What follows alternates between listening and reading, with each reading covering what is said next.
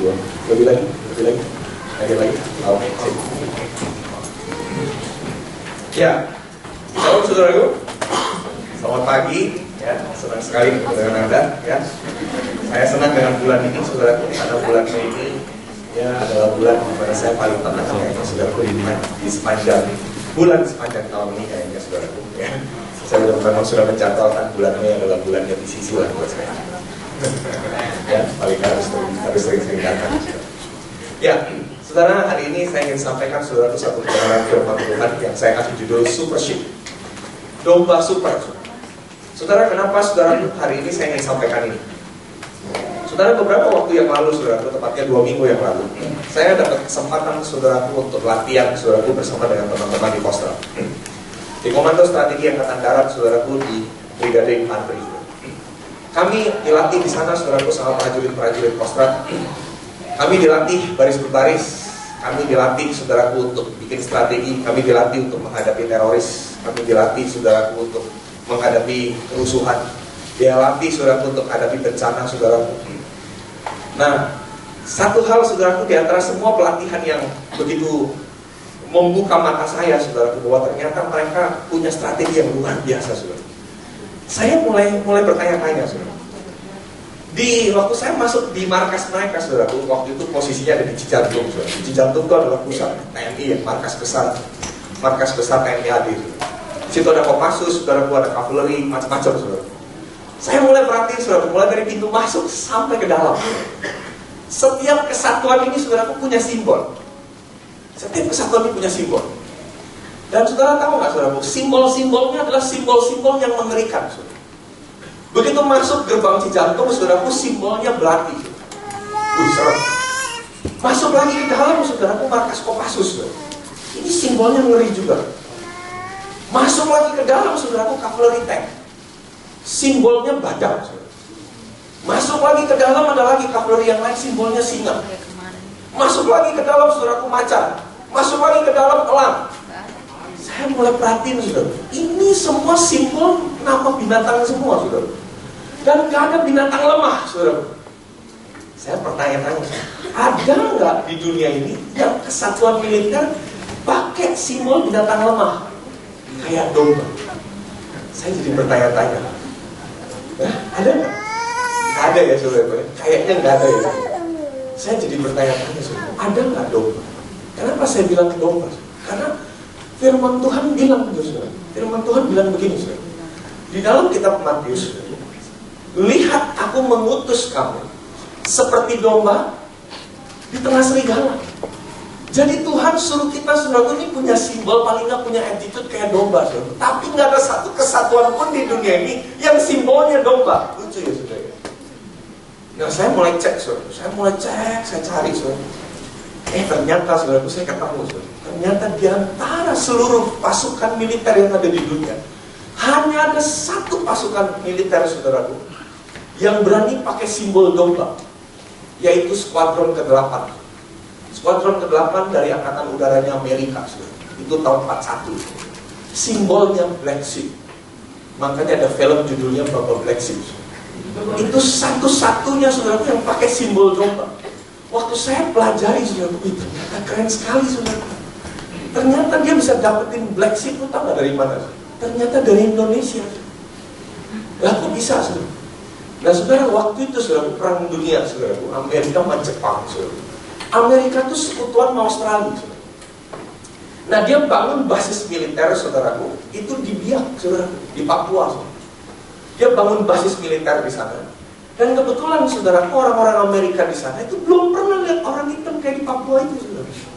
Dan kebanyakan ada domba, saudaraku, di sana. Disitulah muncul sebuah ide, saudaraku, namanya Black Sheep. Akhirnya Black Sheep dipakai, saudaraku, sama skuadron ini. Tahu, saudaraku, apa yang terjadi? Ini satu-satunya skuadron terlama di dunia, saudara. Berapa tahun, saudara? 70 tahun. Dia baru bubar tahun 2011 kemarin. Ini satu-satunya skuadron tempur, saudaraku, terlama di dunia. Black Sheep, saudaraku, berhasil menghancurkan 668 pusat vital waktu perang, saudara. Dan ini dahsyat sekali, dan tidak pernah ada skuadron manapun di dunia ini setelah mereka yang berhasil menghancurkan titik musuh sebanyak itu sih. Tidak ada. Nah, saudara perlu tahu, saudara, skuadron ke-8 ini ternyata banyak diisi oleh orang-orang percaya. Kenapa, saudara? Waktu perang banyak sekali, saudara, pesawat mereka, saudara, yang tetap stabil ada di udara dan jarang ditembak musuh. Nah, saudara, apa yang mereka lakukan? Ternyata mereka punya kesatuan rohani yang dahsyat, saudara. Saudaraku, skuadron ke-8 ini selalu dianaktirikan sama kakaknya maupun sama adiknya, skuadron ke-7 dan ke-9. Selalu dikasih pesawat bekas, tapi nggak pernah jatuh pesawat. Hebat. Dan skuadron pertama di dunia yang bisa nyupir pesawat siluman atau stealth itu skuadron ke-8. Jadi pilot-pilotnya hebat-hebat. Pilot-pilotnya canggih-canggih. Nah, saudara, saya percaya, saudara, orang yang hidup dalam kebenaran firman Tuhan ini, saudara, mau tahu prinsip domba itu, dia pasti cerdik, saudara, dan dia pasti punya ketulusan yang dahsyat, saudara. Saudara, firman Tuhan bilang, hendaklah kamu, ya, aku mengutus kamu seperti domba di tengah serigala. Kalau mau dipikir mana menang sih domba lawan serigala, benar nggak, saudara? Bayangin aja, saudara, domba lawan serigala, di mana menang sih? Ya, saya nggak tahu kalau dombanya jadi segini menang nggak? Saya nggak tahu ya. Ini domba kalau jadi segini. Nah, hari ini saudaraku saya mau bahas gimana sih caranya kita kayak domba. Gimana caranya kita ngalami kemenangan demi kemenangan. Di sini dibilang syaratnya sederhana.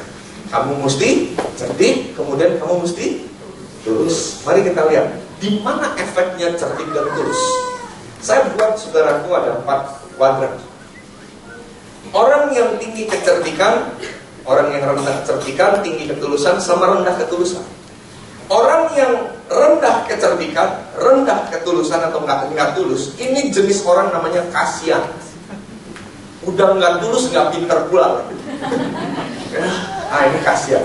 Ya, nggak usah tengok kiri kanan, nggak ada lagi. Ya, nggak usah dicek. Ini contohnya apa, saudara? Saudara pernah baca nggak di detik.com ada satu maling tangkap di Makassar, saudara, gara-gara dia ngebobol Indomaret. Pernah baca nggak? Ini si maling, saudara, dia tuh terobsesi, dia pengen punya duit gitu, saudara. Dia intinya dia pengen beli handphone.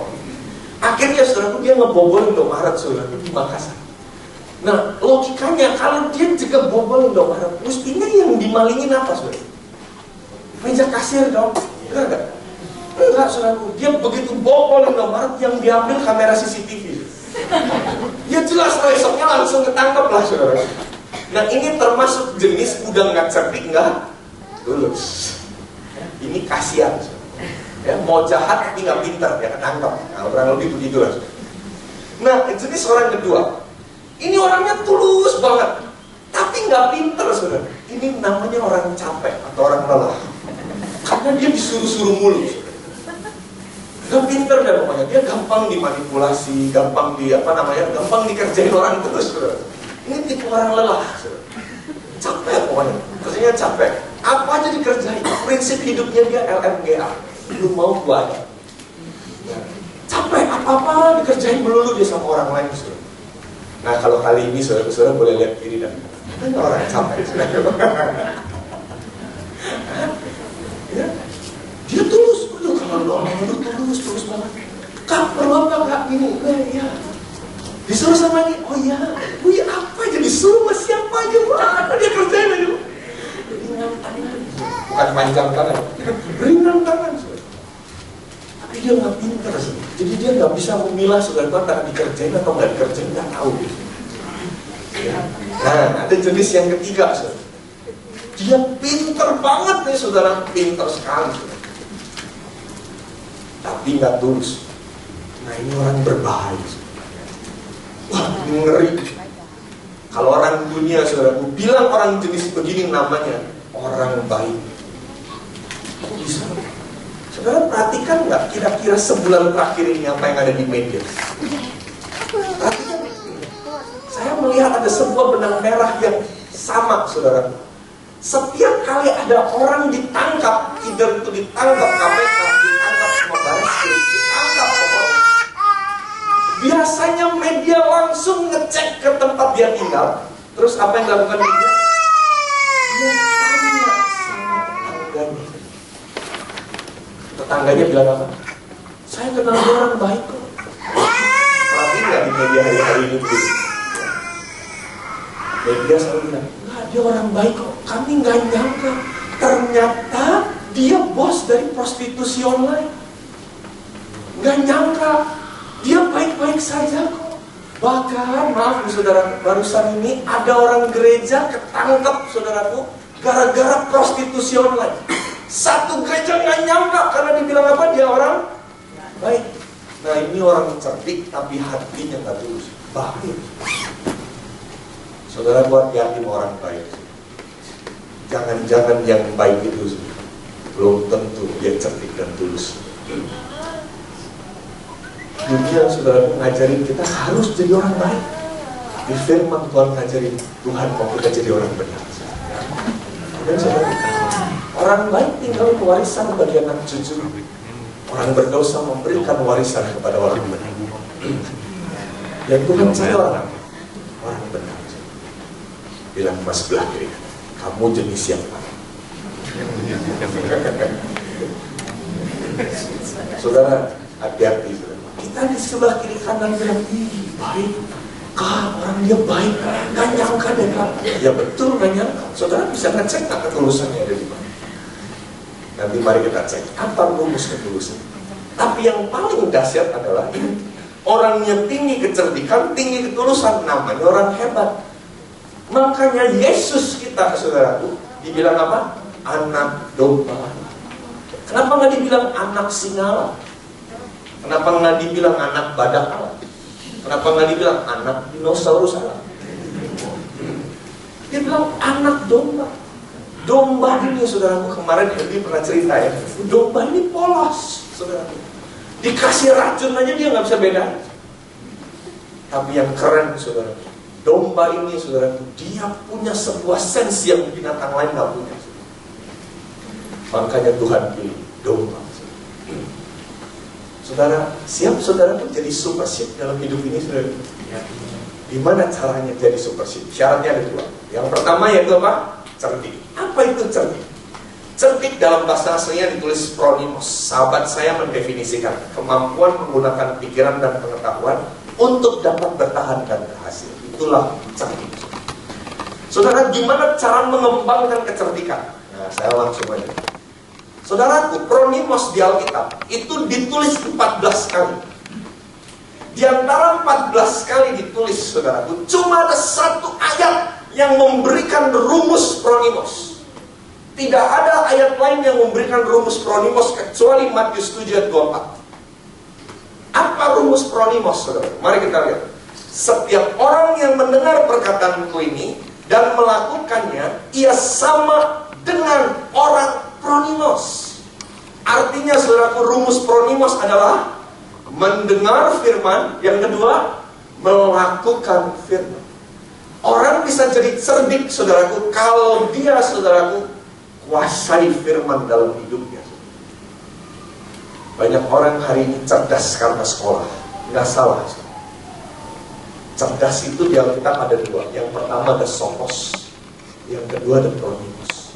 Sopos itu artinya, saudaraku, kemampuan atau pengetahuan yang didapat dari sekolah, dari pengalaman, dari ujian. Itu sopos. Tapi pronimos itu adalah kecerdikan yang benar-benar Tuhan kasih. Hikmatnya Allah dari situ. Saudaraku, kisah pronimos, saudaraku, di Alkitab juga ditulis, saudaraku, di dalam cerita bendahara yang tidak jujur. Saudara masih ingat kisah itu? Ada seorang bendahara, saudaraku, dimarahin sama tuannya, dipecat sama tuannya. Si bendahara ini panggil kreditur, panggil debiturnya, si tuannya. Kemudian utangnya dipotong setengah semua. Kemudian tuannya bilang begini, wih, hambaku ini cerdik. Di situ dia tulis pronimos. Di situ dia tulis pronimos. Terus apa lagi? 10 wanita, saudaraku, yang bawa saudaraku, yang bawa pelita. 5 nggak bawa minyak, 5 bawa minyak. Di situ dia bilang wanita bijaksana. Itu ditulis wanita pronimos. Jadi ternyata pronimos dikembangkan hanya lewat renungan firman. Saudara, kalau kemarin Hendy sudah ceritakan tentang komunitas. Hari ini, saudara, saya mau tekankan soal devotion. Banyak anak-anak Tuhan, saudaraku, nggak sadar bahwa devotion itu penting dalam hidup. Dia cuma anggap, saudaraku, devotion hanya sekedar, ya udah, ini gaya hidup orang Kristen. Saudara, hari ini saya ingin bukakan sama saudara, kalau saudara kuat di dalam perenungan firman, Tuhan berikan kecerdikan dalam hidup. Makanya saudara nggak boleh tinggalkan devotion. Saudara nggak boleh tinggalkan bagaimana cara saudara merenungkan firman. Mendengar dan melakukan ini bicara tentang kekuatan perenungan firman. Saudara, saya kasih sebuah kisah lagi, saudaraku, di Kisah Rasul 17 ayat 11. Orang Yahudi di kota itu, kotanya kota Berea, lebih baik hatinya daripada orang-orang Yahudi di Tesalonika. Karena, perhatikan, mereka menerima firman itu dengan segala kerelaan hati, dan sesekali saja, bunyinya apa? Setiap hari, bukan sesekali. Setiap hari mereka ngapain, saudaraku? Mereka bukan hanya baca, tapi mereka investigate. Mereka investigate kitab suci untuk mengetahui apakah semuanya itu benar demikian. Kenapa orang Yahudi termasuk orang paling pandai di dunia ini? Semua kerajaan bisnis yang paling dahsyat di muka bumi ini dimiliki rata-rata orang Yahudi. Why? Karena mereka punya kemampuan menginvestigasi firman. Mungkin melakukannya agak kurang, tapi daya investigasinya sama firman, keren banget. Ini namanya perenungan, saudara. Saudara, investigate. Kita lebih senang nonton CSI, saudara, crime scene investigation. Tapi kita nggak pernah coba ganti, saudaraku, menjadi Christ Scripture investigation. Saudara, Anda harusnya jadi CSI hari ini. Ya, Christ Scripture investigator. Jangan cuma sekedar crime scene aja. Yang ditonton kejahatan. Pintar, saudara. Konon katanya di Philadelphia sekarang ada museum CSI. Keren sekali. Saya mau datang juga, sudah mau lihat. Tapi saya lebih bahagia, saudara, kalau saya jadi Christ Scripture investigation. Saudara, kita mesti gali loh firman, saudara. Nah, gimana cara galinya? Kita udah diajarin, saudaraku, di Abalov ini 4M. Yang pertama apa? Menerima, betul. Yang kedua apa? Merenungkan. Ketiga, melakukan. Yang terakhir, membagikan. Nah, ini masih rajin kita lakukan.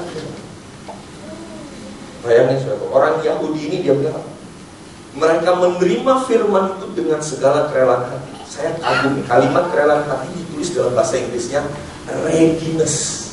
Artinya gini, waktu dia terima firman, saudara, punya rasa haus, punya sikap, oke, saya mau baca lagi.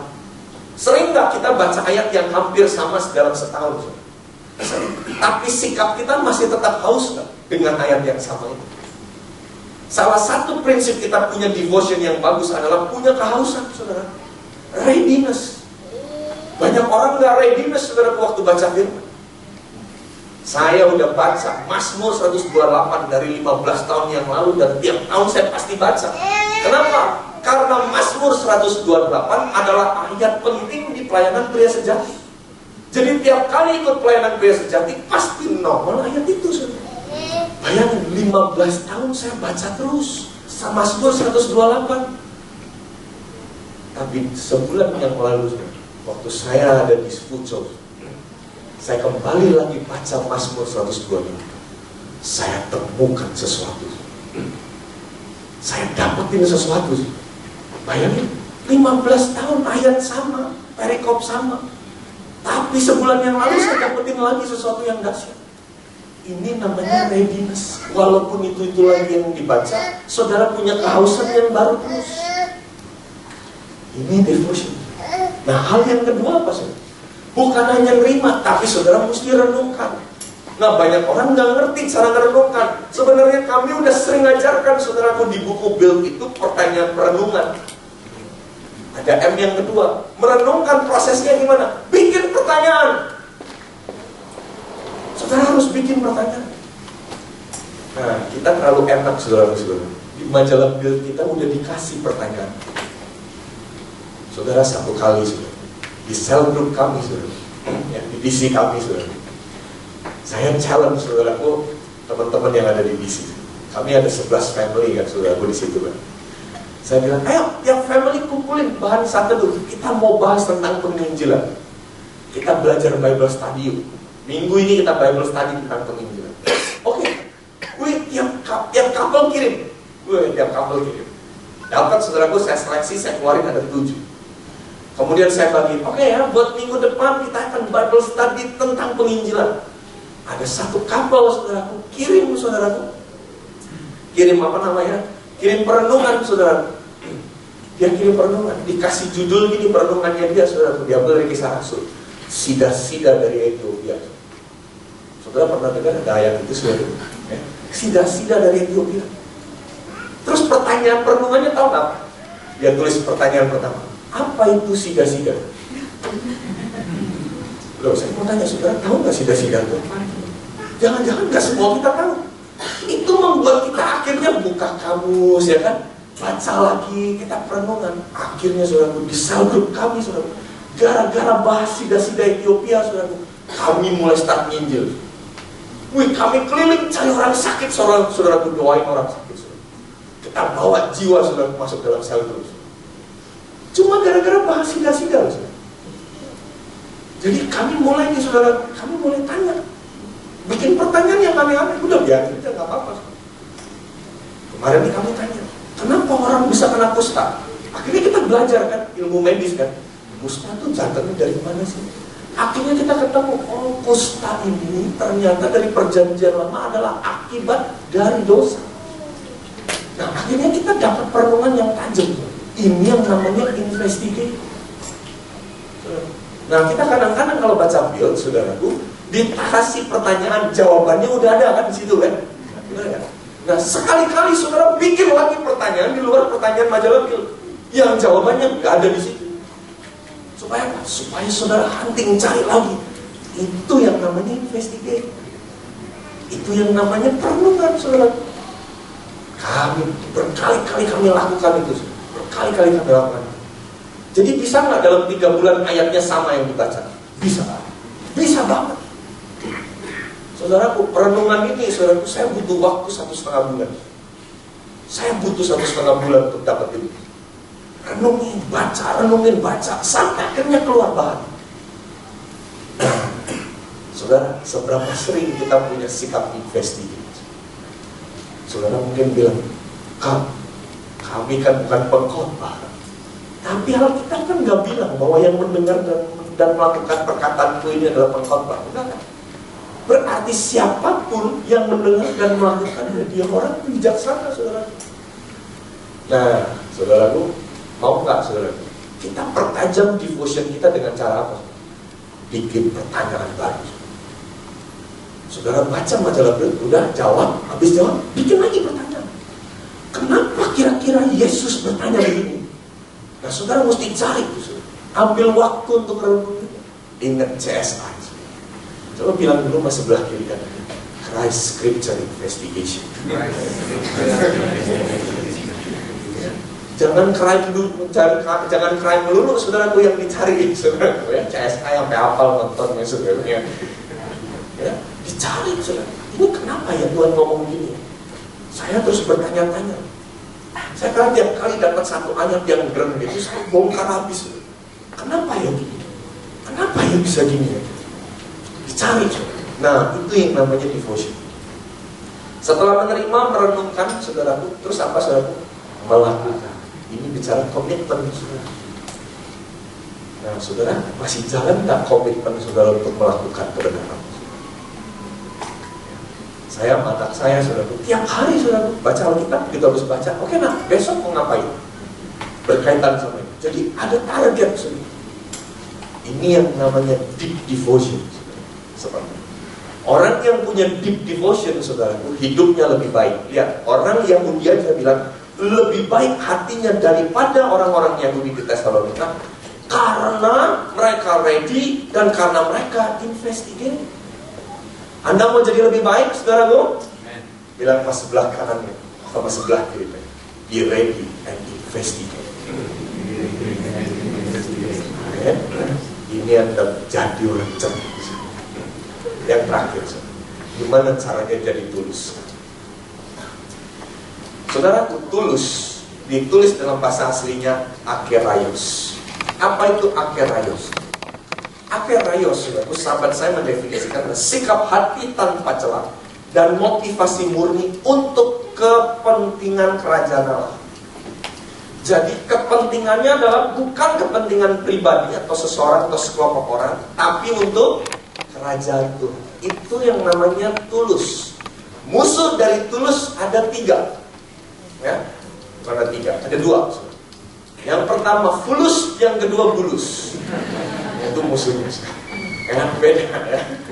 Fulus, bulus sama tulus. Ya. Nah, gimana cara mengembangkan ketulusan? Nah, ini menarik juga, saudara. Akeraios di Alkitab hanya ditulis 3 kali.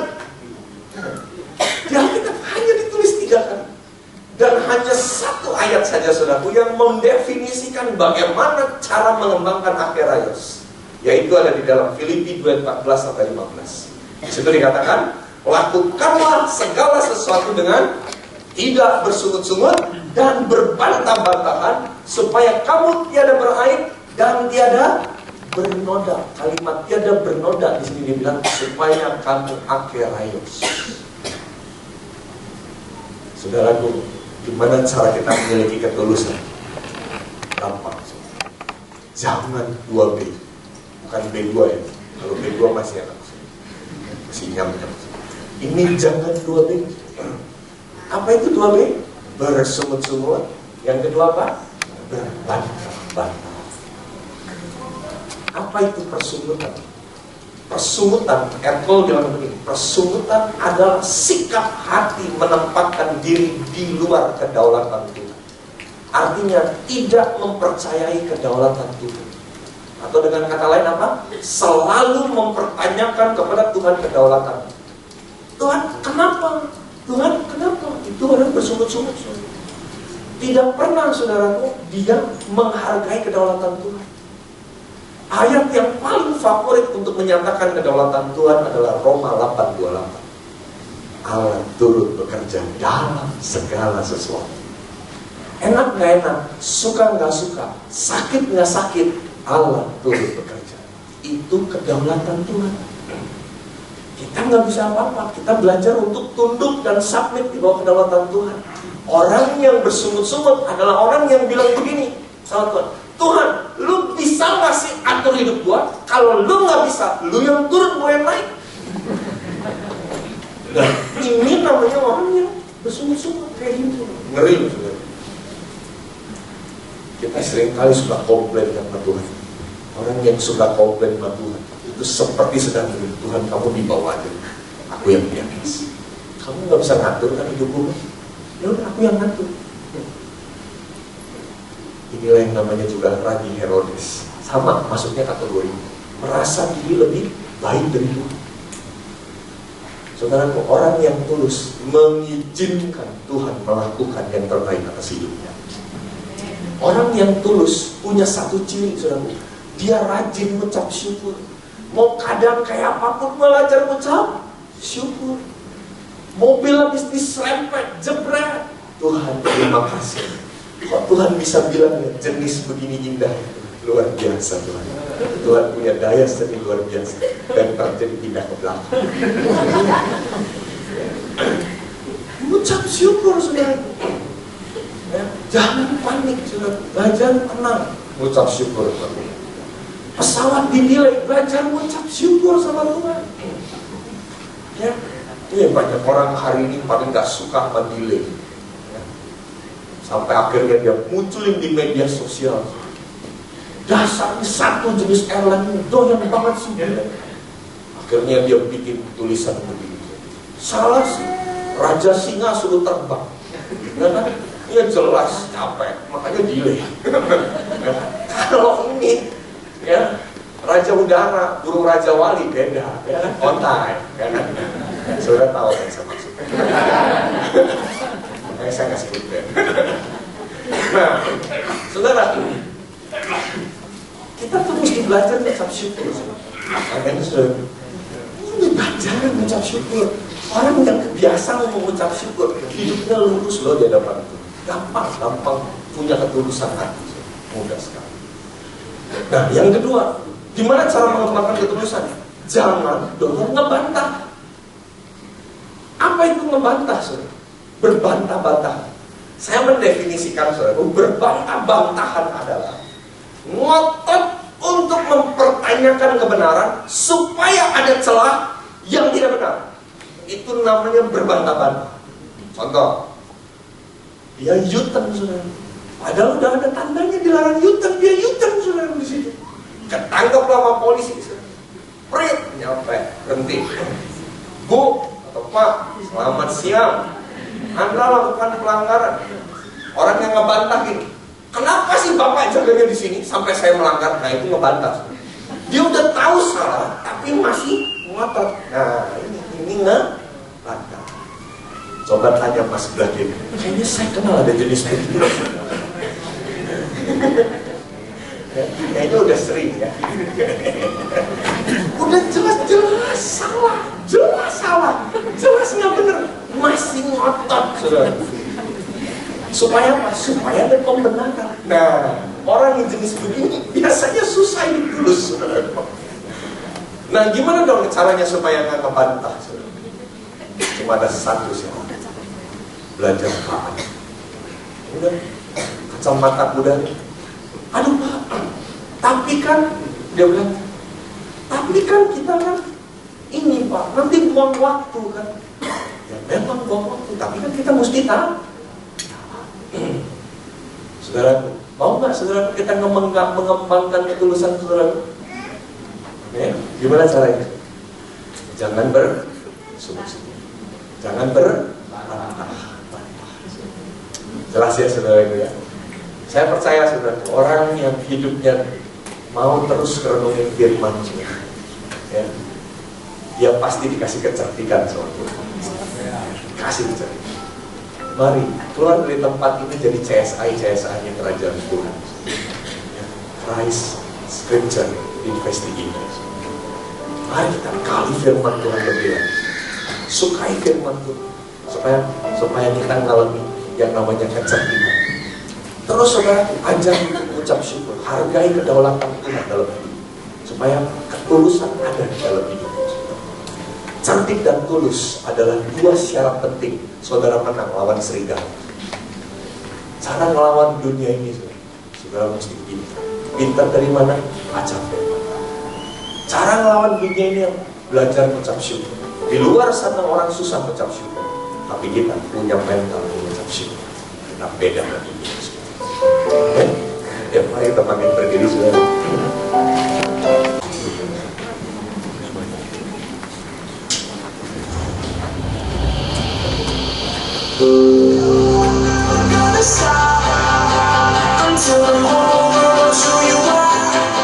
Memotivasi kita untuk kita boleh punya kuasa gitu, dan kita menjadi kuat gitu. Dan yang paling berkesan buat saya itu bahwa kita mampu melakukan segala sesuatunya. Ketika kita memiliki paradigma yang benar, kita memiliki perspektif yang benar, maka tindakan kita dan hasil dari yang kita lakukan juga akan berbeda. Jadi sumbernya adalah paradigma yang benar.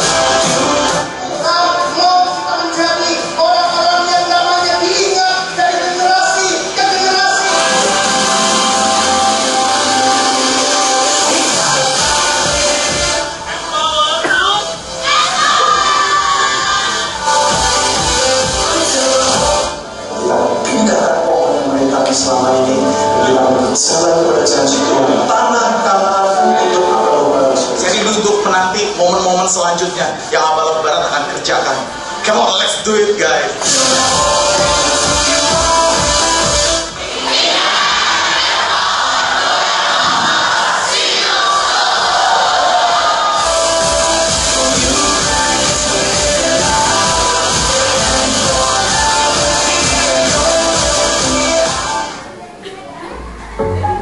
Bagi Anda yang tidak menghadiri Empowerment Camp, jangan khawatir karena Anda masih dapat mengalami kedahsyatan momentum ini dengan membeli flash disk berisi materi Empowerment Camp dalam bentuk video dan audio.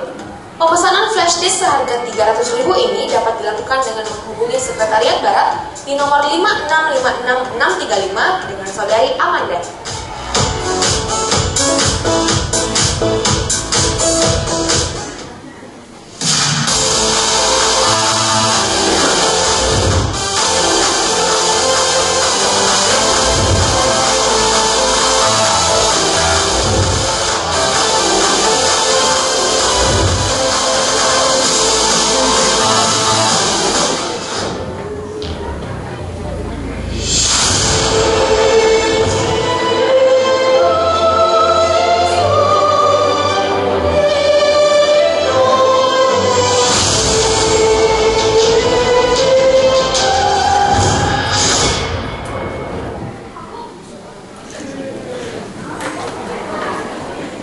Saudara pastikan yang rindu mendapatkan materi ya audio video empowerment camp, saudara dapat membelinya di saya membawa hari ini kalau saudara dapat menghubungi saya. Dan juga minggu depan saudara pastikan buat DCL dan tim DCL kita ada community leader empowerment tanggal 17 Mei di Greenfield Maisonette lantai 4 jam 14.30 sampai 16.30. Pastikan setiap DCL dan tim DCL hadir untuk saudara dapat diperlengkapi.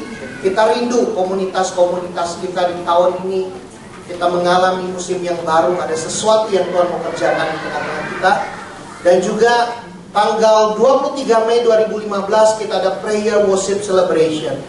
Saudara, saya melihat ada begitu banyak orang mengalami perjumpaan dengan Tuhan ketika kita berdoa menyembah Tuhan bersama. Pastikan saudara yang rindu mengalami perjumpaan dengan Tuhan hadir tanggal 23 Mei di Greenfield Maisonette lantai 4 jam 6.30 pagi hari Sabtu. Mari saya mau juga sebentar kita mau doakan, ada tim kita yang akan berangkat ke Tikalong, ada Kak Budi, ada Jeffrey dan juga Elton ya. 3 masketir akan berangkat ke Tikalong, saudara. Wow. Kalau 1 orang mengalahkan 1000 ya, Kak Budi bisa hitung 2 orang ya.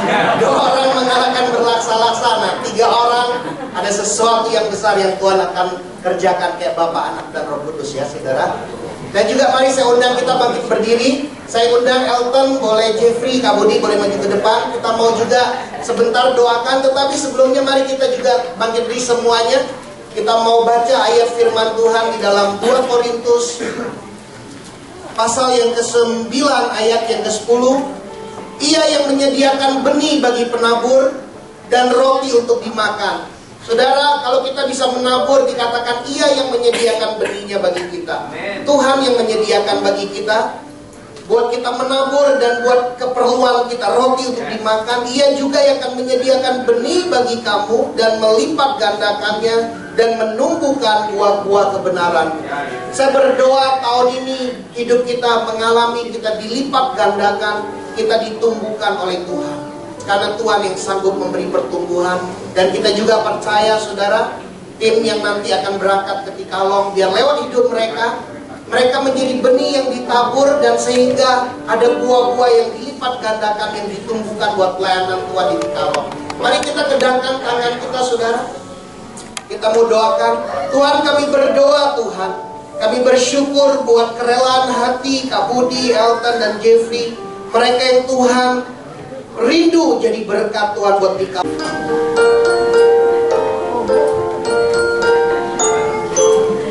Oke, perlahan. Ayo. Oke.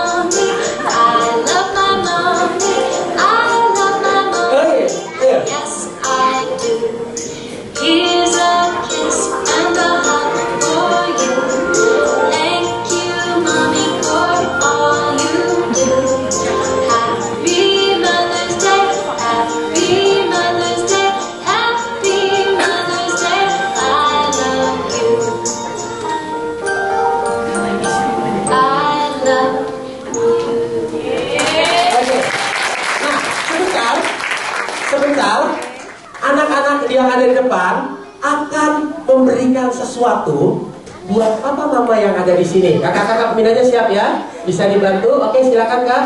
Mungkin anak-anaknya turun ambil bunga baru ya. Oke.